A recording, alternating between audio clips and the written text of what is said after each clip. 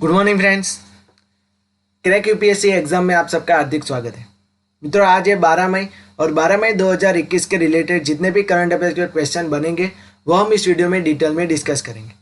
मित्रों, हमने ये करंट अफेयर्स के question the Hindu, PIB, Indian express, Dainik Jagran, financial express जैसे इंडिया के जिसे लीडिंग न्यूज़पेपर में से लिए ताकि आपकी हर गवर्नमेंट एग्जाम के लिए महत्वपूर्ण हो सके, आपके नॉलेज में इंक्रीमेंट के लिए और मित्रों साथ ही में देश और दुनिया में रोजबरोज कैसे घटनाएं घटती है इन सब के बारे में जानने के लिए भी ये करंट अफेयर्स के क्वेश्चन बहुत ही ज़्यादा महत्वपूर्ण है।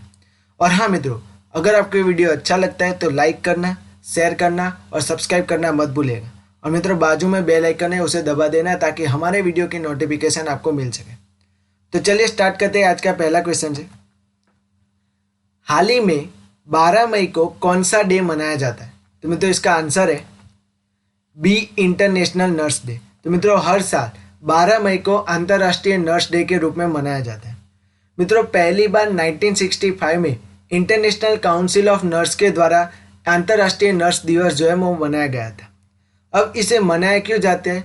तो मित्रों क्योंकि 12 मई को फ्लोरेंस नाइटिंगेल का जन्मदिन है और इसीलिए मित्रों उनकी जन्म जयंती पर नर्स डे के रूप में मनाया जाता है। 2021 की मित्रों नर्स डे की थीम क्या है? तो मित्रों इसकी थीम है nurses a voice to a lead a vision for a future health care.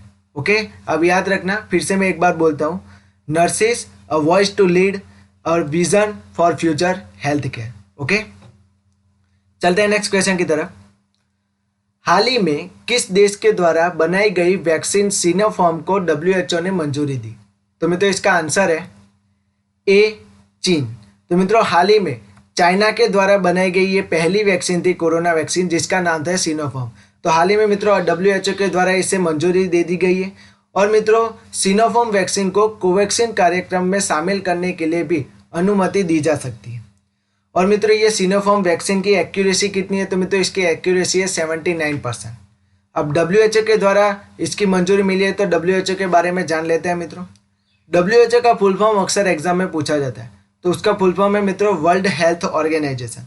इसकी स्थापना कब हुई थी? तो मित्रों 7 अप्रैल 1948 को इसकी स्थापना हुई थी और इसीलिए मित्रों 7 अप्रैल को WHO यानी कि विश्व स्वास्थ्य दिन मनाया जाता है, वर्ल्ड हेल्थ डे मनाया जाता है। ओके, इसका मुख्यालय कहाँ पे मित्रों? तो स्विट्जरलैंड के जिनेवा में। और प्रेजेंट टाइम पे इसके प्रेसिडेंट कौन है? तो टेड्रोस अथानुम गेब्रेयेसस प्रेजेंट टाइम पे WHO के हेड है। ओके, चलते हैं नेक्स्ट क्वेश्चन की तरफ। हाल ही में स्पेसएक्स के द्वारा कौन सा मिशन लॉन्च किया गया जाएगा? तो मित्रों इसका आंसर है डॉज-1, सी इसका आंसर है मित्रों। तो मित्रों हाल ही में स्पेसएक्स आप सब जानते हैं मित्रों कि एलन मस्क की कंपनी है मित्रों स्पेसएक्स, तो उनके द्वारा मित्रों ये डॉज-1 जो है वो मिशन लॉन्च किया जाएगा। मित्रों यह मिशन क्रिप्टो करेंसी मुद्रा के साथ ही वित्त पोषित है। मित्रों फर्स्ट टाइम ऐसा बनेगा कि अब क्रिप्टो करेंसी स्पेस में भी जाएगी। इस स्पेस में जितना भी यूजेस होगा वो सब क्रिप्टो करेंसी के द्वारा ही होगा। और मित्रों ये पहली बार वाणिज्यिक पेलोड है कि जिसे डॉग कॉइन के साथ भुगतान किया जाना है। और मित्रों यह उपग्रह का जो वजन है वो 40 किलोग्राम है और मित्रों यह उपग्रह को 2022 तक प्रक्षेपित किया जाएगा। मित्रों डॉग-1 के बारे में हम बात करें तो मित्रों यह एक ऊर्जा निगम पेलोड था और कंपनी को एकीकृत कंप्यूटेशनल और संचार प्रणाली के साथ कैमरे और सेंसर से क्या होता है कि चंद्र के स्थानिक खुफिया के बारे में पता लगाने के लिए इसे भेजा जाएगा। और मित्रों डॉज-1 जो सैटेलाइट है उसको मित्रों फाल्कन 9 में लॉन्च किया जाएगा और फाल्कन 9 मित्रों आंशिक रूप से पुनः प्रयोज्य 2 चरण का एक प्रक्षेपण वाहन है। यह प्रणोदक के रूप में तरल ऑक्सीजन और रॉकेट ग्रेड केरोसिन का इसमें उपयोग किया जाना है। ओके, और मित्रों हम इसके बारे में बात करें तो स्पेसएक्स आप सब जानते हैं मित्रों एलन मस्क की कंपनी और टेस्ला भी मित्रों एलन मस्क की कंपनी है। ओके, चलते हैं नेक्स्ट क्वेश्चन की तरफ। हाल ही में कोरोना के सिवाय हमारे देश में कौन सा नया रोग पाया गया? तो मित्रों इसका आंसर है डी, ब्लैक फंगस। तो मित्रों हाल ही में कई जगह पे हमारे जो साउथ ईस्ट नेशंस है तमिलनाडु, आंध्र प्रदेश, इस जैसे राज्यों में मित्रों ब्लैक फंगस नाम का एक नया रोग पाया गया। मित्रों ये रोग है क्या? तो मित्रों ये एक दुर्लभ बीमारी है और कोरोना जितने भी लोगों को कोरोना होता है उनमें से मित्रों कई ऐसे लोग हैं कि जिनको ये रोग हुआ है। इस रोग में होता क्या है, तो मित्रों इस रोग में जो हमारी आंखों की जो रोशनी है वो चली जाती है। और मित्रों कई ऐसे केस है कि ब्लैक फंगस की वजह से मित्रों उन लोगों की मृत्यु भी हुई है। ओके, और मित्रों हम बात करें तो कहते कि भारत के कुछ ऐसे राज्यों में कोविड 19 से जो संक्रमित रोगियों है उनमें तुलनात्मक तौर पर इसे पाया गया है। यह एक दुर्लभ बीमारी है जिसे हम मित्रों म्यूकोर माइक्रोसिस कहते हैं। ओके, और मित्रों यह हमारी त्वचा पर पाई जाती है और रोगी के फेफड़े और मस्तिष्क में भी यह प्रभावित करती है। रोगी के जो फेफड़े होते हैं, उनके जो मस्तिष्क होते हैं, उनमें भी यह प्रभावित करती है। ओके, और मित्रों ब्लैक फंगस बीमारी वातावरण में प्राकृतिक रूप से मौजूद म्यूकोर माइक्रोटेस के रूप में जाने वाले फंगस के कारण होती है। ओके, हमारे वातावरण में ऐसे फंगस वायरस होते हैं जिनकी वजह से ये बीमारी देखने को मिली है। ओके, चलते हैं नेक्स्ट क्वेश्चन की तरफ। हाल ही में अंतर्राष्ट्रीय साइंस मंत्री स्तरीय का विषय क्या हुआ? तो मित्रों आप सब जानते हैं कि मैंने अब कल ही वीडियो में बताया था कि अंतर्राष्ट्रीय साइंस मंत्री स्तरीय बैठक हुई है। इसमें हमारे जो पृथ्वी मंत्री और हमारे जो स्वास्थ्य एवं कल्याण मंत्री, विकास कल्याण मंत्री है डॉक्टर हर्षवर्धन सिंह, उन्होंने मित्रों इसमें पार्टिसिपेट भी किया है। तो मित्रों इस बार अंतर्राष्ट्रीय जो साइंस मंत्री स्तरीय बैठक है उसका सब्जेक्ट क्या है? तो मित्रों इसका सब्जेक्ट है ए knowledge for a sustainable architect. Okay, तो मित्रों इस विषय पर इस बार चर्चा होगी। अब ये है क्या? तो मित्रों इस बार जो आर्किटेक्ट मंत्री स्तरीय जो बैठक हुई वो तीसरी बैठक है। इससे पहले मित्रों 2016 में अमेरिका में हुई थी और 2018 में मित्रों जर्मनी में हुई थी। ओके, और इस बार मित्रों ये आयरलैंड और जापान के द्वारा संयुक्त रूप से किया जाता है और एशिया में आयोजित की जाने वाली ये पहली आर्कटिक विज्ञान मंत्री स्तरीय बैठक है।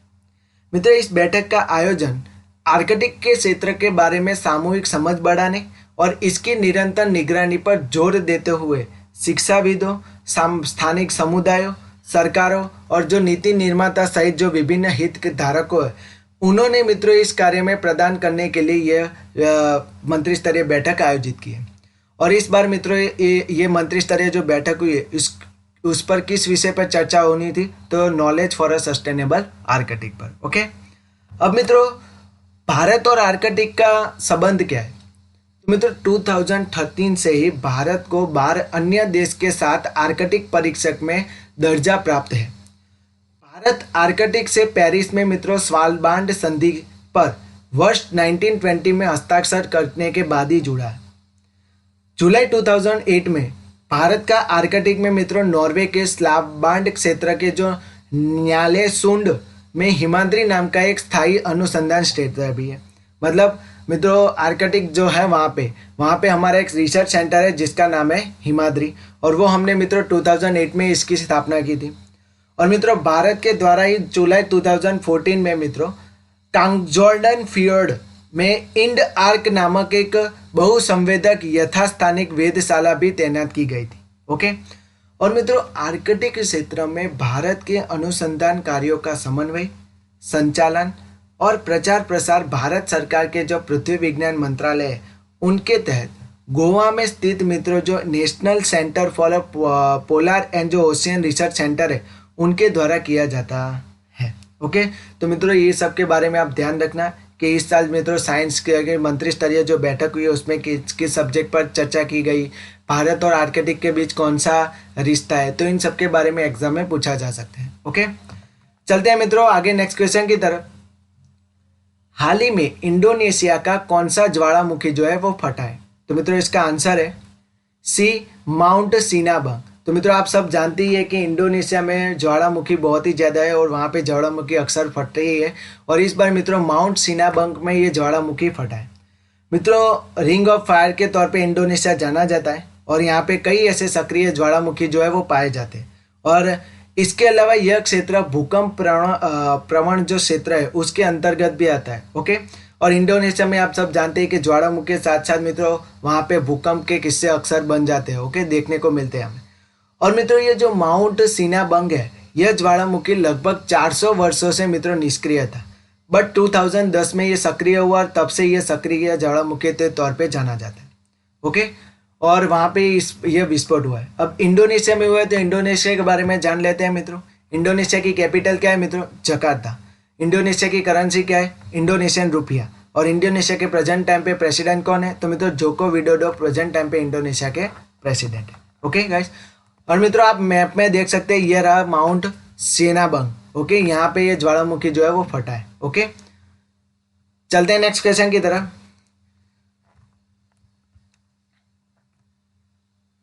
हाल ही में 5 ऑयल पीएसयू कंपनी ने किस स्थल के देवालयों के लिए 100 करोड़ रुपए दिए? तो मित्रों इसका आंसर है बी, बद्रीनाथ। तो मित्रों हाल ही में 2 दिन पहले ही मित्रों जो हमारी जो 5 बड़ी ऑयल पीएसयू कंपनीज है मित्रों, उन्होंने बद्रीनाथ का विकास करने के लिए मित्रों 100 करोड़ रुपए वहां पे दिए। मित्रों तेल क्षेत्र के 5 सार्वजनिक उपक्रमों ने उत्तराखंड के बद्रीनाथ को स्मार्ट आध्यात्मिक शहर बनाने के लिए 100 करोड़ रुपए देने का वादा किया। मित्रों यहाँ पे क्या क्या काम होगा? तो जो विकास की गतिविधियों है, नदी के जो तटबंधों ऊपर किया जाने वाला कार्य, सभी इलाकों में जो वाहन मार्गों का निर्माण करना, पुल का निर्माण करना, मौजूदा जितने भी पुल हैं उनको मित्रों ठीक तरह से करना, गुरुकुल जैसी सुविधाओं को स्थापना, वहाँ पे आवास सहित ऐसे कई ऐसे होटल्स हैं उसको स्थापित करने के लिए, यह सब विकास के कार्यक्रम करने के लिए मित्रों ये 5 पीएसयू कंपनी ने 100 करोड़ रुपए दिए थे। अब मित्रों बद्रीनाथ के बारे में हम बात करें तो बद्रीनाथ मित्रों अलकनंदा नदी के तट पर गढ़वाल हिमालय में स्थित है। यह शहर मित्रों नीलकंठ चोटी से 9 किलोमीटर पूर्व और नर नारायण पर्वत के मध्य में स्थित है। मित्रों बद्रीनाथ जो है वो नंदा देवी चोटी के उत्तर पश्चिम से 62 किलोमीटर दूर और ऋषिकेश से मित्रों 301 किलोमीटर के उत्तर में स्थित है। ओके मित्रों, आप मैप में भी देख सकते हैं बद्रीनाथ कहाँ पे है। यह रहा मित्रों बद्रीनाथ। आप वहाँ पे श्री बद्रीनाथ मंदिर भी देख सकते हैं और बाजू में आप देखिए कि कौन सी नदी जाती है। तो मित्रों ये अलकापुरी नाम की जो नदी है वह वहाँ पे स्थित है। ओके, फिर हम देखते हैं कि वहाँ पे हमारे सेना का हेलीपैड भी है। यहाँ पे नीचे हम बात करें तो वन देवी मंदिर भी वहाँ पे है। ओके, तो ये सब वहाँ पे। ओके, चलते हैं नेक्स्ट क्वेश्चन की तरफ। हाल ही में इंटरपोल ने सांस्कृतिक विरासत को संरक्षित करने के लिए कौन सा ऐप लॉन्च किया? तो मित्रों इसका आंसर है IDART। IDART नाम का एक ऐप है जो इंटरपोल के द्वारा सांस्कृतिक जो विरासत है उनको संरक्षित करने के लिए ये लॉन्च किया गया है। अब इंटरपोल के द्वारा लॉन्च किया गया है तो इंटरपोल के बारे में हम जान लेते हैं मित्रों। इंटरपोल का फुल फॉर्म है मित्रों the international criminal police organisation. इसका मुख्यालय कहाँ पे है? तो मित्रों फ्रांस के लियोन में इसका मुख्यालय, और इसकी स्थापना कब हुई थी? तो 1923 को इसकी स्थापना हुई थी। ओके, चलते हैं नेक्स्ट क्वेश्चन की तरफ। हाल ही में दोस्त फॉर लाइफ ऐप किसके द्वारा लॉन्च किया गया है? तो मित्रों इसका आंसर है बी, CBSE। तो मित्रों CBSE ने CBSE ने मित्रों कक्षा 9 और 11 के जितने भी स्टूडेंट है, मतलब स्टैंडर्ड 9 और 11 के जो भी स्टूडेंट है उनके लिए मित्रों ये दोस्त फॉर लाइफ ऐप है जो उनके द्वारा शुरू की गई है। ओके, और मित्रों इसके पहले मित्रों CBSE के द्वारा एक हेल्पलाइन नंबर भी शुरू किया गया था। अब CBSE ने किया है तो CBSE के बारे में जान लेते हैं मित्रों। CBSE का फुल फॉर्म है central board of secondary education. इसकी स्थापना कब हुई थी? तो 1962 में इसकी स्थापना हुई थी और इसका मुख्यालय कहाँ पे मित्रों? न्यू दिल्ली में। और प्रेजेंट टाइम पे इसके हेड कौन है मित्रों? तो प्रेजेंट टाइम पे इसके हेड है Manoj Ahuja. Okay, Manoj Ahuja present time पे इसके हेड है। और मित्रों आज के हम फैक्ट के बारे में बात करें तो आज मैं लेकर आया हूँ मित्रों सुवाइया डेजर्टी। ये एक प्राणी है मित्रों, इसके बारे में हम बात करेंगे।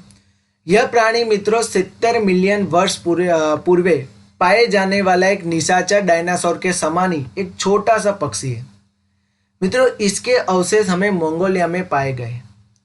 यह तीतर पक्षी के आकार का 2 पैरों वाला क्रिटेशियस काल में पाया जाने वाला डायनासोर था और इसका वजन मित्रों एक छोटी घरेलू बिल्ली के बराबर होता था। बोलो लो, बिल्ली के बराबर इसका वजन होता था। और यह जीवित रहने के लिए उत्कृष्ट रात्रि दृष्टि और श्रवण क्षमता का उपयोग करता था। और इसमें हम बात करें तो मित्रों मांसाहारी डायनासोर की भांति मजबूत जबड़े और नुकीले दांत नहीं पाए जाते थे। और इसके विशेष रूप से मित्रों पक्षी की तरह ही इसकी हल्की खोपड़ी थी और चावल के दाने के जैसे ही कई ऐसे इसके छोटे छोटे दांत हुआ करते थे।